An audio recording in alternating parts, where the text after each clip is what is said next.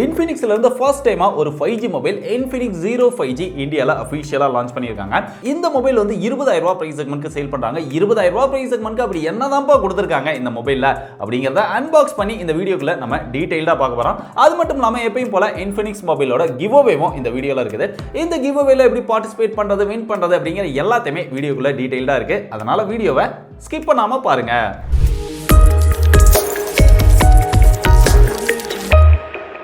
இந்த Infinixோட 05G பார்த்தோம் அப்படின்னா ஏற்கனவே நம்ம அன்பாக்ஸ் பண்ண டெக்னோ போவா 5G அந்த மொபைல் மாதிரியே தான் கிட்டத்தட்ட ஆன் பேப்பர் ஸ்பெக்ஸ் இருக்குது.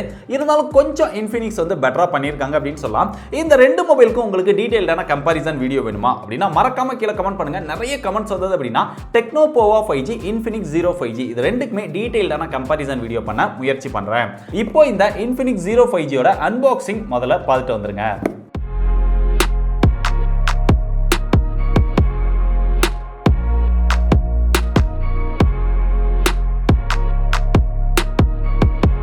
அன்பாக்சிங் பாத்தீங்க அப்படின்னா எப்பவுமே Infinix மொபைல்ல என்ன இருக்குமோ அதே தான் இருக்குது. புதுசா எதுவுமே இல்ல. இப்போ மொபைலை பத்தி டீடைலா பார்ப்போம்.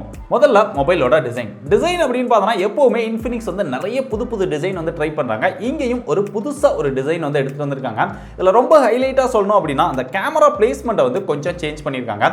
நார்மலா இதுல வந்து ஒரு பம்ப் மாதிரி கொடுத்திருப்பாங்க. ரொம்ப நாள் யூஸ் பண்ணதுக்கு அப்புறம் அதுல நிறைய டஸ்ட் வந்து அடைஞ்சிரும். பட் இந்த டைம் அந்த மாதிரி இல்லாம அதை கொஞ்சம் ஸ்மூத்தா இங்க வந்து கொடுத்திருக்காங்க. பார்க்கறதுக்கு எனக்கு இந்த டிசைன் வந்து பிடிச்சிருக்கு.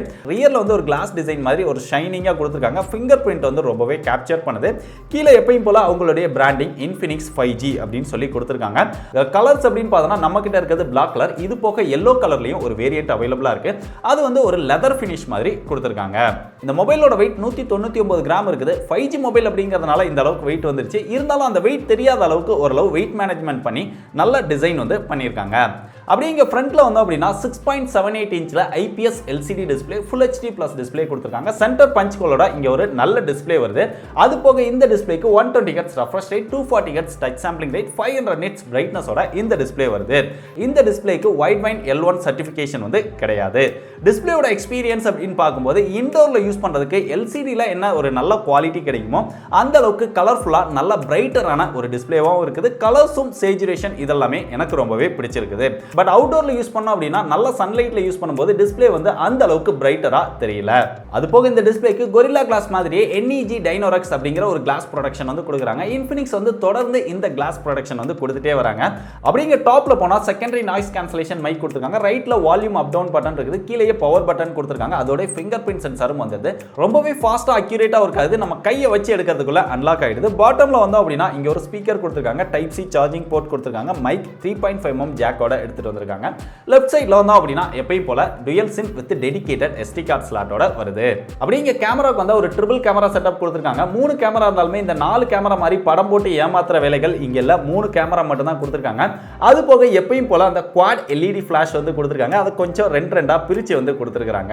ரியர் கேமராவோட பெர்ஃபார்மன்ஸ் அப்படின்னு பார்க்கும்போது இங்க 13 மெகாபிக்சல்ல டெலிஃபோட்டோ லென்ஸ் கொடுத்திருக்கோம் அப்படின்னு சொல்றாங்களே தவிர அந்த அளவுக்கு அந்த டெலிஃபோட்டோ லென்ஸோட பெர்ஃபார்மன்ஸ் வந்து போட்டோஸ்ல நம்மளால பார்க்க முடியல. ஏதோ கடமைக்கு ஒரு சென்சாரை கொடுத்து அதை டெலிஃபோட்டோ லென்ஸ் அப்படின்னு சொல்ற மாதிரி தான் இருக்கு. ஏன்னா அது போக இங்க பொக்கே சென்சார் அப்படின்னு ஒரு சென்சாரும் கொடுத்திருக்காங்க. சோ அதுலயே நமக்கு வந்து ஒரு டவுட் வருது. இதுல முக்கியமா அல்ட்ரா வைட் ஆங்கிள் லென்ஸ் இல்ல. நம்ம போட்டோஸ் அப்படின்னு பார்க்கும்போது அவுட்டோர்ல நல்ல பிரைட்டரான கண்டிஷன்ஸ்ல எடுக்கும்போது நல்ல கலர்ஃபுல்லா நல்ல ஷார்ப்பான போட்டோஸ் வந்து எடுத்துக்க முடியுது. ஓரளவு டீடைலிங்கான போட்டோஸ் வந்து நம்மளால எடுக்க முடியுது. இன்டோர்ல எடுத்தா கூட ஓரளவு டீசென்ட்டான போட்டோஸ் வந்து எடுக்க முடியுது. செல்ஃபி அப்படின்னு பார்க்கும்போது அவுட்டோர்ல நல்லாவே பெர்ஃபார்ம் பண்ணுது அப்படின்னு சொல்லலாம். அந்த கலர்ஸா இருக்கட்டும், அந்த சேச்சுரேஷன் இதெல்லாமே ஷார்ப்னஸ் எல்லாமே நல்ல ஒரு டீடைல்டான போட்டோஸ் வந்து எடுத்துக்க முடியுது. இங்க வீடியோஸ் அப்படின்னு பார்க்கும்போது ரியர் அண்ட் செல்ஃபி ரெண்டுலமே நம்மளால 4K 30 FPS வரைக்கும் நம்மளால வீடியோஸ் வந்து ஷூட் பண்ணிக்க முடியுது. சாம்பிள் போட்டோஸ் காமிக்கிறேன், எப்படி இருக்குன்னு பார்த்துட்டு நீங்களே முடிவு பண்ணுங்க.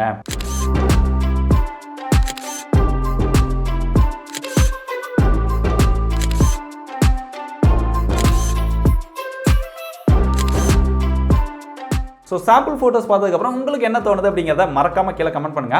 இங்கே டெலிஃபோட்டோ லென்ஸ் வந்து 2x ஆப்டிக்கல் ஜூம் வந்து கிடைக்குது. அது போக 30x டிஜிட்டல் ஜூம் வந்து கிடைக்குது. ஸோ 2x ஆப்டிக்கல் ஜூம் வந்து ரொம்பவே பர்ஃபெக்டாக ஒர்க் பண்ணுது. மற்றபடி கேமராவோட ஃபீச்சர்ஸ் அப்படின்னு பார்க்கும்போது இன்ஃபினிக்ஸில் என்ன ஃபீச்சர்ஸ் வருமோ அது எல்லாமே கொடுத்துருக்காங்க.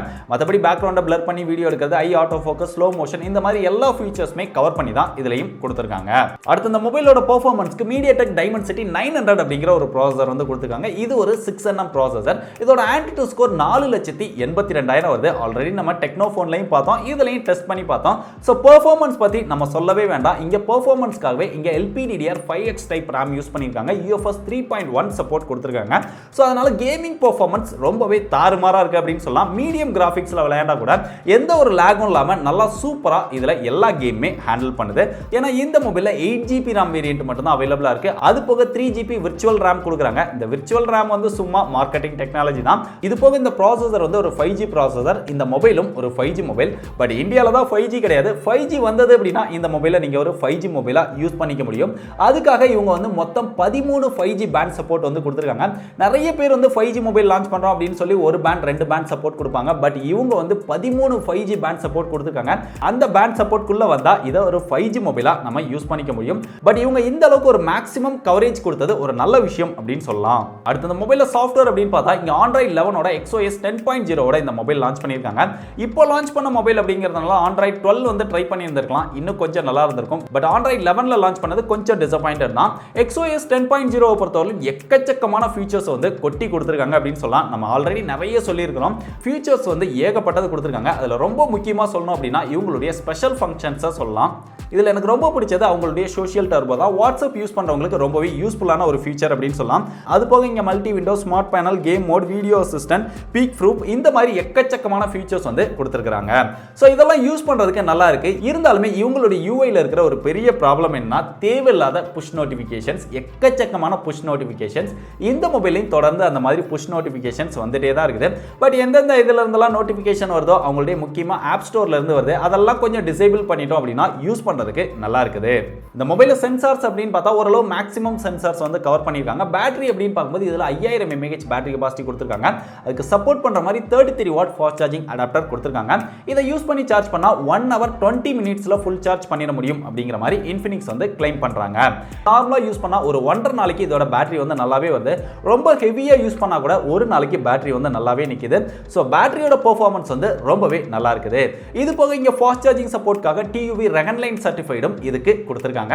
இந்த மொபைலோட பிரைஸ் அப்படின்னு பார்த்தா இதுல ஒரே ஒரு ஸ்டோரேஜ் வேரியன்ட் தான் லான்ச் பண்ணிருக்காங்க, 8+128. இதோட பிரைஸ் அப்படின்னு பார்த்தா 20,000 ரூபாய் பிரைஸ் செக்மென்ட்க்கு சேல் பண்றாங்க. அதாவது 19,999 ரூபாய்க்கு சேல் பண்றாங்க. நீங்க 20,000 ரூபாய்க்கு அதாவது 1 ரூபாய் சேர்த்து வாங்குனீங்க அப்படின்னா அவங்களுடைய TWS ஐராக்கர் TWSம் உங்களுக்கு சேர்த்து 1 ரூபாய்க்கு கொடுக்குறாங்க. அது உங்களுக்கு அந்த ஆஃபர் கிடைச்சது அப்படின்னா அதையும் சேர்த்து நீங்க ட்ரை பண்ணி பார்க்கலாம். அது போக இதுக்கு Flipkartோட ஸ்மார்ட் அப்கிரேட் பிளானும் கொடுக்குறாங்க. ஜஸ்ட் 99 ரூபீஸ் எக்ஸ்ட்ரா பே பண்ணிட்டு மொபைலோட காஸ்ட்ல 70% மட்டும் பே பண்ணி மொபைலை வாங்கிக்க முடியும்.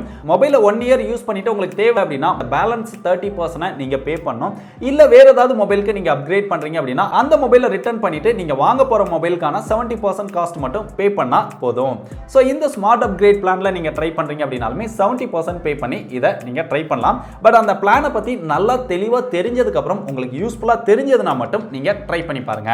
சோ கடைசியா இந்த மொபைலை வாங்கலாமா வேண்டாமா அப்படின்னு கேட்டீங்கன்னா இங்க டிஸ்ப்ளே அப்படின்னு பார்க்கும்போது LCD டிஸ்ப்ளே தான். AMOLED கொடுத்திருந்தாங்க அப்படின்னா கொஞ்சம் பெட்டரா இருந்திருக்கும். கேமரா ஓரளவு டீசென்ட்டா இருக்குது. அது போக பெர்ஃபார்மன்ஸ் ஒரு நல்ல பெர்ஃபார்மன்ஸ் இருக்கக்கூடிய ப்ராசஸர் கொடுத்திருக்காங்க. பேட்டரி பேக்கப் இதெல்லாமே நல்லா இருக்குது.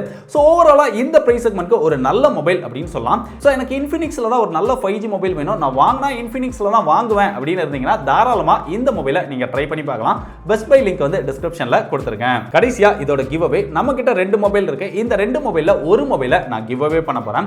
இந்த கிவ் அவேல பார்ட்டிசிபேட் பண்றதுக்கு ஃபர்ஸ்ட் நீங்க நம்மளுடைய சோஷியல் மீடியா லிங்க்ஸ் எல்லாத்தையுமே ஃபாலோ பண்ணனும். டிஸ்கிரிப்ஷன்ல எல்லா லிங்க்குமே கொடுத்திருக்கேன். YouTube, Facebook group, Twitter, Instagram, Telegram இது எல்லாத்துலயுமே ஜாயின் பண்ணிக்கோங்க. அதுக்கப்புறம் நீங்க ஒரு மரக்கன்று நட்டு வீடியோ எடுக்கணும். இந்த மொபைலோட கிவ் அவேல பார்ட்டிசிபேட் பண்றேன் அப்படிங்கிற மாதிரி மென்ஷன் பண்ணிட்டு அந்த வீடியோவை நம்மளுடைய ட்விட்டர், இன்ஸ்டாகிராம், ஃபேஸ்புக் குரூப் இதுல ஏதாவது ஒரு இதுல நம்மளுடைய டெக் படீஸை டேக் பண்ணி உங்களுடைய வீடியோவை மறக்காம போஸ்ட் பண்ணுங்க. இந்த மாதிரி போஸ்ட் பண்ணியிருக்கிறதுல இருந்து ரேண்டமா யாராவது ஒருத்தரை செலக்ட் பண்ணி இந்த மொபைல் வந்து அவங்களுக்கு கிவ் அவே பண்ண போறேன். சோ Infinix லான்ச் பண்ணியிருக்கிற இந்த Infinix Zero 5G மொபைல் பத்தி நீங்க என்ன நினைக்கிறீங்க அப்படிங்கிற உங்களுடைய ஒப்பீனியனை மறக்காம டீடைலா கீழே கமெண்ட் பண்ணுங்க. இதே மாதிரி இன்னொரு யூஸ்ஃபுல்லான இன்ட்ரெஸ்டிங்கான வீடியோல சந்திக்கிறேன். பை.